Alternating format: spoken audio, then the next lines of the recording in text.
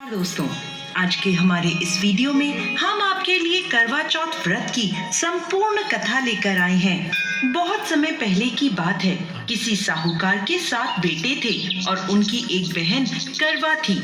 सभी सातों भाई अपनी बहन से बहुत प्यार करते थे, यहाँ तक कि पहले उसे खाना खिलाते, फिर स्वयं खाना खाया करते थे। एक दिन जब करवा चौथ का व्रत आया तो करवा अपने ससुराल से मायके आई हुई थी। शाम को जब भाई खाना खाने बैठे तो अपनी बहन से भी खाने का आग्रह करने लगे, लेकिन बहन ने बताया कि आज उसका करवा चौथ का निर्जला व्रत है और वह खाना चंद्रमा को अर्घ देकर ही खाएगी।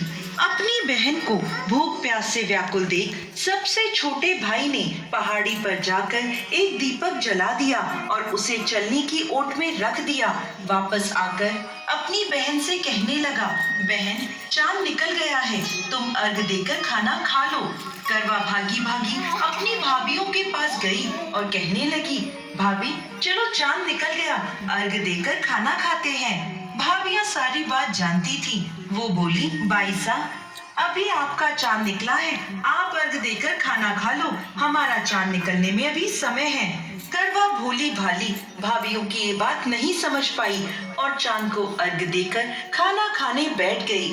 जैसे ही पहला निवाला तोड़ा तो उसे छींक आ गई, दूसरा निवाला तोड़ा तो उसमें बाल निकल आया और तीसरा निवाला तोड़ते ही उसके ससुराल से खबर आ गई कि जैसी भी हालत में है तुरंत अपने ससुराल पहुँचे। सेठानी करवा को विदा करने के लिए जैसे ही कपड़े निकालने लगी तो कभी उसके हाथ में काला कपड़ा आए तो कभी सफेद। ये देखकर सेठानी को बहुत चिंता हुई और वह करवा से बोली, बेटा, रास्ते में जो भी मिले उन सबके पैर। वह कहने लगी, उन्हें सारा सुहाग का सामान एक एक कर देती गई। तब चौथ माता उससे कहने लगी, तुझे जरूर व्रत करने की सारी विधि सब बात कोई समझा के गया है। तो करवा कहने लगी, माता, मुझे तो हालात ने सब कुछ समझा दिया है, आप बस मेरा सुहाग मुझे वापस लौटा दें। तब चौथ माता ने अपनी आंखों से काजल निकाला, उंगलियों से मेहंदी और मांग से सिंदूर निकालकर उसे करवे में घोल दिया और उस जल से उसके पति को छींटा लगाया। छींटा लगते ही उसका पति जीवित हो गया। जाते जाते चौथ माता उसकी झोपड़ी पर लात मार गई, जिससे उसकी झोपड़ी महल में बदल गई। करवा के सब सुख आनंद हो गया।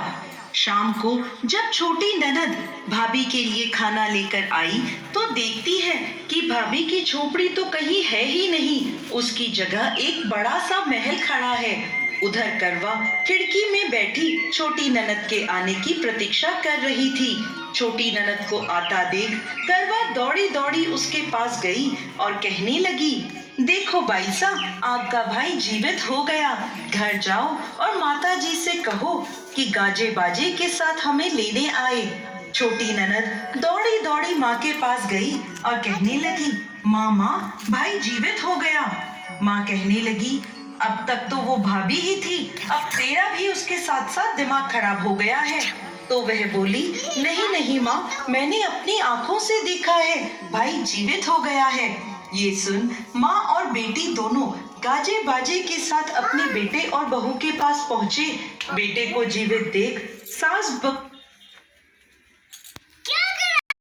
और कहने लगी, करवो ले, घड़ी बुखारी करवो ले, 7 भाइयों की प्यारी करवो ले, दिन में चांद उगाने वाली करवो ले।